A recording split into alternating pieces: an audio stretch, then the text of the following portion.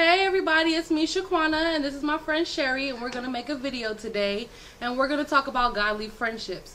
Just kind of a spur of the moment type thing, and the Lord just kind of put it on her heart, and so we're going to both, go with what the Lord has us going with, and hopefully this can help someone or a lot of people out there. So, go ahead. Okay, well, like she said, my name is Sherry, and I just wanted to talk to you guys about godly friendships and what it looks like, the good, the bad, and the ugly, and the in-between or whatever. And so I just kind of wanted us to share our testimony about our friendship, how we met, and, kind of the trial and errors, if you will, that we went through to get to the point to where we are right now, and just how God has been good to us and good to our friendship, and how he has just had his hand on it and maneuvered it. So you can go ahead and just kind of start with how we met, and then I'll jump in and why do you gotta my put part. me to start? Okay, so so I'm from New York, right? And so when I moved down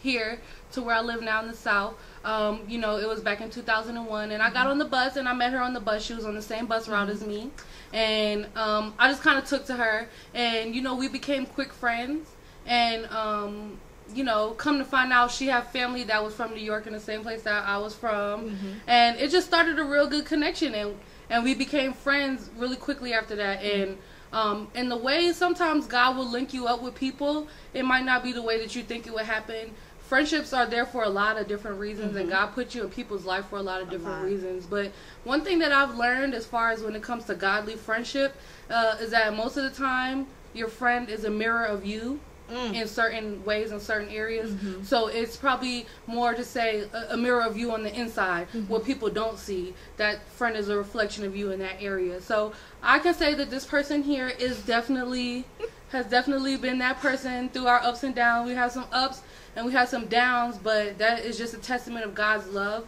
And when you look at godly relationships in your life, down to even when you think about marriage, and if the Lord has somebody for you to marry, you want to be with them for eternity, and you're going to have your ups and downs, but you have to work through it, and the Lord gives you the grace and he gives you the wisdom to be able to work through things. So our friendship is still a work in progress and will always be a work in progress, but as long as God leads your relationships, then that's really really the best thing to do.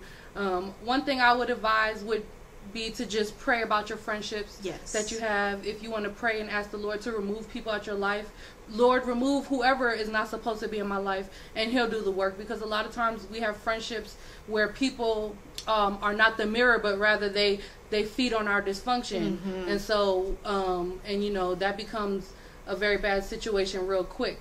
But basically, we've been friends since 2001, and I don't know, from my point of view, as far as her being a reflection of me, or as far as, our strengths and our weaknesses and where they come together, a lot of times in the beginning of our friendship, I would see that she was real quiet, she was real passive aggressive in a lot of things, and I'm kind of the opposite. I'm kind of real aggressive in a lot of things. So I found myself looking at her more like my little sister, somebody I had to care for and take care of. And that's just the way that I went about it. So where maybe there were friendships that she had, or maybe things going on in her life where I felt like people were taking advantage of her or whatever, I was the one who was cutting that up out the way. But one thing that I've learned before I let her start where she starts is that when it comes to friendships and growing, you can't put it in a box. There can't be rules. I learned that the hard way, because I just wanted her to love me how I wanted her to love me, and I'm sure that was vice versa. But there's no rules. God sends people to love you in ways that you didn't even know that you needed to be loved, and to just treat you in those kind of ways. So I can say that those are factors in our friendship. So that's good. So like she said, we've been friends for 10 plus years now. And some lessons that I got from our friendship is the commitment factor. I think if I was to say one thing that is different from my friendship with her versus other friendships that I have, godly or otherwise, is just the commitment factor. And I think the fact that, yes, we are, you know, committed to each other. There's a loyalty there, but now that we both have a relationship with God, I believe that our commitment to God keeps us committed to each other, even when sometimes, you know, we may not want to be. You know, she may be doing something that I don't like, or that I don't agree with, or I may do something that she doesn't like or she doesn't agree with, and, you know, we'll go over into our own separate corners and be like, you know what, okay, well, forget it, I'm through. But because we are committed to God and we're committed to having to walk in love, so I think that a factor in godly friendships is that God teaches you unconditional love, you know. And a lot of times, going to the whole marriage thing, before you get married, you know, God will use your friendships, you know, to kind of prepare you for that marriage setting, for being able to be committed when that person, you know, because in a friendship, you know, and you're in that close scenario with that person, after a while, you no longer, you know, their representative leaves, and then you really see the true them, you know, and so you get all of their walls, you get all of their dysfunctions, and, you know, all the good things too, because there's good things there too, but you have to be able to stick it out and deal with the bad and love that person unconditionally, you know, through their mess and through their junk. So I feel like in a godly friendship, you know, God will grace you in that way to be able to love that person, even when they do things that are unlovable, whether it be a healing issue that they may have, or, you know, a defense mechanism that they may have, you know, because you're not just, you know, so when we met each other, we were, what, 14? Mm-hmm. Yeah, 14. So a lot of life had taken place, you know, prior to that. And, you know, in both of our testimonies, you know, there was a lot of rejection, a lot of hurt, a lot of bitterness, abandonment, pain in our past. And so we came together in a friendship, and so I feel like, you know, in a way we bonded, you know, because of those things. But because of those things, it also caused a lot of friction in our friendship, you know, areas where I react a certain way because I dealt with rejection would trigger something in her, you know, that had to do with abandonment or rejection, you know, as well.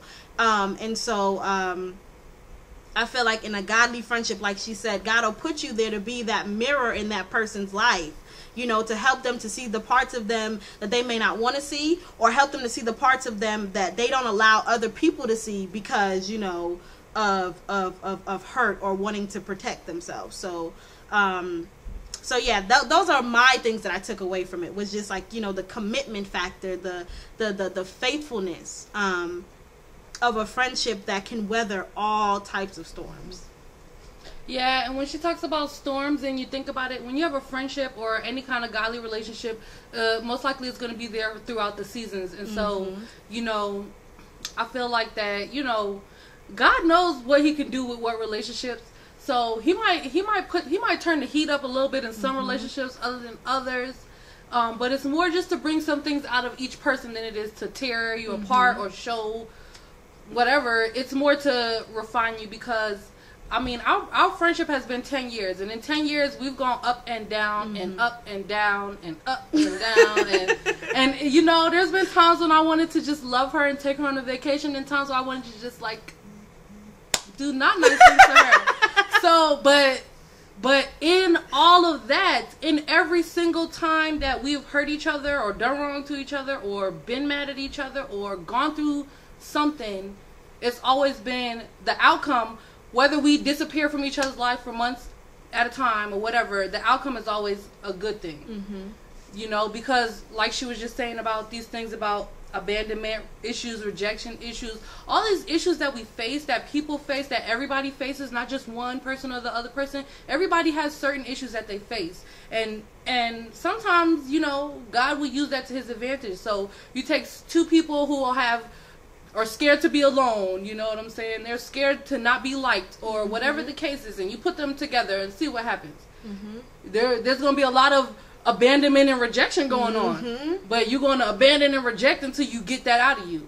And so I feel like after 10 years, we finally got to the point where we can get that out of us, you know, where I know I got to a point where it was just like, you know what, I can't keep trying to make this happen. And I know she got the same point, like, can't keep trying to make this happen, trying to make this best friendship go on. And then there's so many, you got to understand, there's a lot of outside factors when it comes to godly relationships. There's a lot of people who've tried to come in both of our ears and say, don't talk to that person, they're this, they're that. And sometimes we might say, hey, they're this and they're that too. But we know at the end of the day that God joined us together for a reason, and that our purpose and our calling is much bigger than our friendship or any petty disagreement that we can have or non-petty disagreement that we can have. Our purpose and our calling is still way, way bigger than that. So when it comes to going through things with your friends or any godly relationship, the best thing to do would be to pray about it,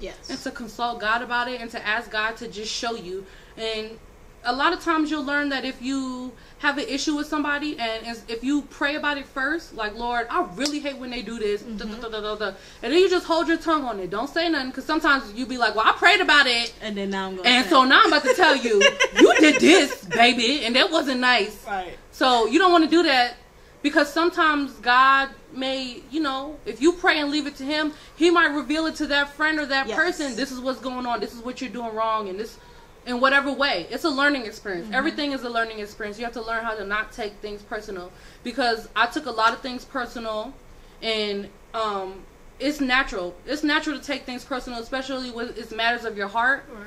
And when you're letting people in your life, and when you're committing to be vulnerable to somebody, it's perfectly justifiable to take things personal. But when it comes to godly relationships, you have to remember that one area where the devil likes to come against us is in our relationships, because he knows how easy it is. It's easy to make insecurity. It's easy to make jealousy. It's easy, it's easy to do those things. So he's always going to attack those things. So wherever you know the enemy's going to attack, you have to work at fortifying. Now, we still on this road. Yes. You know what I'm talking about? We still on this road. But the point of this is just to show that, you know what, there are some relationships that, maybe they should go the other way. But then there are those relationships that God has in your life for a reason, as a foundation to build other things upon.